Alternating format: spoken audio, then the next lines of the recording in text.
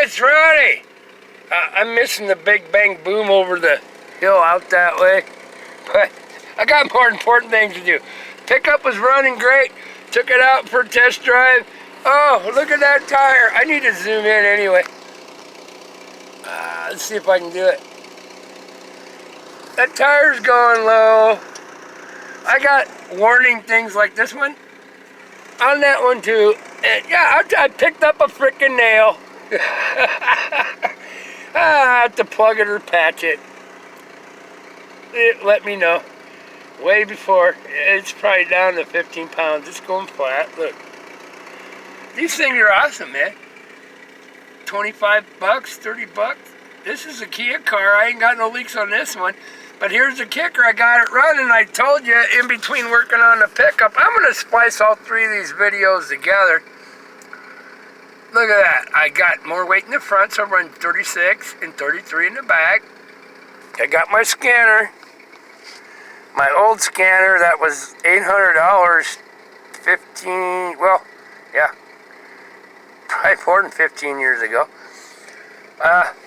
Car's running, doing fine.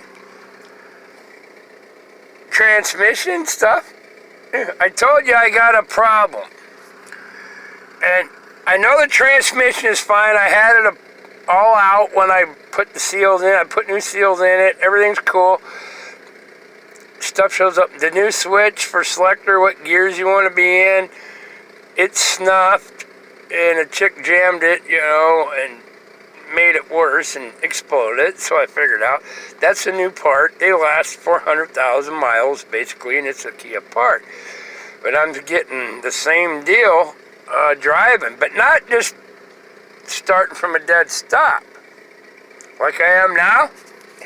Sorry I got it zoomed in so close, but I got to show you this right down here. I wonder if I should turn off my light. Low voltage. It's charging at, if you can see that, I can't dim the light.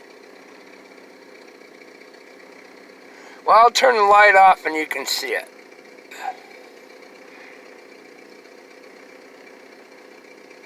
.6 volts, okay? That's what the alternator is charging, and it's enough to run the car. I had the charger on it for 4 hours, and the charger I had on it was charging that battery at 16.5 volts. Okay?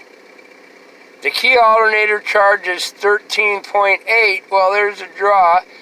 It should be dropping down, but it's not. It's staying at 13.6 because I got it running. There's a drop. Only thing that's, you know, basically keeping this car running is the alternator. Now I'm going to turn on the light again. Boom. Okay. I try to explain if you have transmission problems. Okay, well, I'll just zoom in on my flat tire. But listen to me, about any of your new computer-controlled vehicles, you have to have a good amount of voltage to run. And this is showing I got 13.6 volts there. You saw it. I'll guarantee you the minute I turn off the key, it's going to be about 12.2 if I'm lucky. You know, I'm zoomed in too close, you know. 12.2 volts.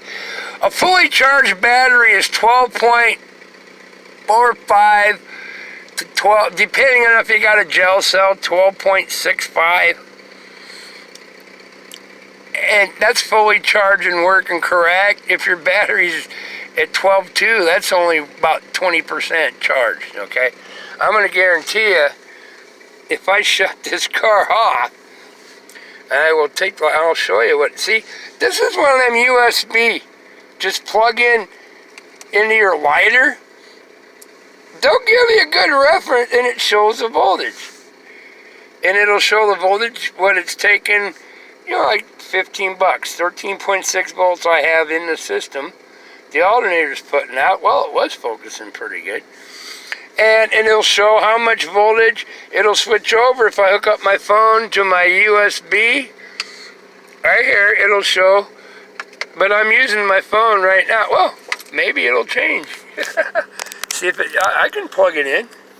I'm plugging in while I'm doing it. Now it should start, but I got to take the light off again. Where am I? There. There's 5.07 volts in that USB charger plug-in, and it's pulling 0.2326 amps charging my phone. And there's the voltage that the alternator's putting out. Okay? It'll cycle through. That's the USB charge. They're like 20 bucks. These are awesome, man. If you, with your new vehicles, you need one of these in one of your outlet ports to keep track. 13.5 volts, the alternator, because the car is running. 5.7 volts at the USB charger that is putting out, and 0.2627 while it's charging my phone. Right now I got it plugged in. Okay, I unplugged it. Now it'll go just to voltage. See? Cool breeze. They're like 20 bucks for a good one, and they're awesome. Now I'm going to show you what a weak battery does, okay? Watch how fast this drops. It should be at least 12.6 volts. I'm going to shut the car off so the alternator ain't working its butt off to keep the motor running. Electric fan's turning off.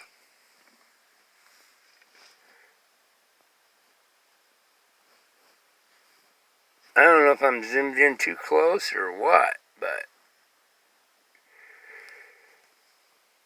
12.3 volts.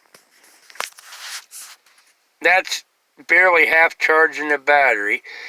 When I charged the battery before, all day today, I was putting 16.5 volts into it at 40 amp, and it was up to, I pushed it to try to cook it a little bit.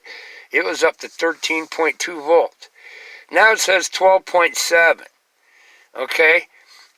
I had a 13.6 volts. I took the charger off for 2 hours and it was down to 12.1. Let's see what happens if I turn on the headlight.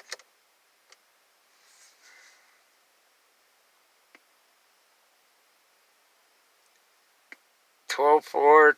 Look how fast it's dropping. Look at that. A good battery will not drop like that. It won't drop like a freaking brick. I just turned the headlights on without it running. That's just pulling all the juice from the battery. The battery is toast. 12.1 is basically a dead battery already. Okay. You gotta get you one of those little USB deals like I got, but get a good one for like 20-25 bucks. And, you know, just pay attention to it. The battery, 12.5 is fully charged to 12.6 on a regular battery. A gel cell is 12.8. I just shut it off and it was pumping 6 volts into it. Let's turn the lights on again. Just on low beam. Watch that baby drop. Uh-oh, I can hear the boom, boom, boom in the background. The big bang boom bullshit's going on in Norfolk up there now. 12.1, that means the battery's basically dead already. Yeah. It's a bad battery, and that's messing up my transmission. It doesn't have enough electricity to kick the solenoids to shift. I drove 8 miles with the lights on. It was starting to get kind of dark. And it was shifting perfect, and all of a sudden, boom, she kicks into safe mode. Kicked into safe mode. See if I can back out the zoom now. Which all computers and transmissions and stuff will do. It had a voltage flaw, so it automatically, if the solenoids aren't kicking, it has pressure flaws, and it's not going to smoke the clutches if the safeties are set up right, and so it puts it into safe mode. So yeah, after about 8-9 miles, it went into no computer mode, second gear and first gear only, shifting with the hand lever. Even if I put it in drive, I'd only go in first and second and revert. Because it don't know what's going wrong. Well, the pump and everything in the transmission's working fine. The solenoids weren't kicking to go into the next gears, shifting right, so it went safe mode. Limp mode, they call it otherwise. But yeah, if it does that, get one. If you watch, just watch simple things like one of these USB plugins. It's going to be lower than the battery voltage because it's running through your system. But when you see it, I'd park it in the morning when it was cool and not running the headlights or anything at work. And I'd start out at 12.4, charge it, be 12.4, 12.5. I get to work, it'd be 12.2. I go to start it in the heat, it's at 11.9. Okay, there's about 0.2 of a voltage drop per volt from the battery to run everything through it. Yeah, and it'd click, click, click, click, play with it, click, start. 11.9 volts. A battery should hold a charge, if it's fully charged, at 12.45, 12.6 is the best. A regular acid battery, I said a gel cell needs 12.8.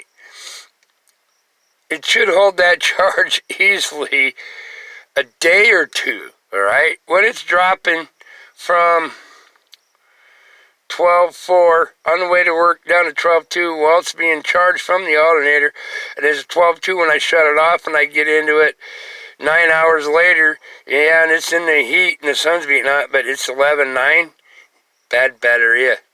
And then it shuts stuff down. So there you go. Get you one of these little things right here. I'm going to turn the light on again. Yeah, but don't buy a junk one. Buy a $20 one. Let me turn the light on. Buy one of these right here. This is dual port USB outlet with the voltage sensor and the amp draw. You saw it. And what the USB's putting out, dual port. But if you use both ports, you can't see what it's doing. It says is that, I don't know, 12.1, 12.3, I turn on a light. You get it. Buy one of these, but get a good one off Amazon or somewhere, Walmart. Spend $20 for it. It'll save your butt. Okay, it says it's 12.3, which... boom. Turn on the lights. It's going to drop way below 12 down in 11s real quick. One of those will save your butt because even most of the new automobiles, they don't have voltage. Just look when everything's working good, plug it in and know where normal is. And when you see it dropping, you know something's wrong. Cool breeze. But yeah, I need a new battery. The transmission won't shift correctly or anything because it's low voltage. And I use my meter to check too.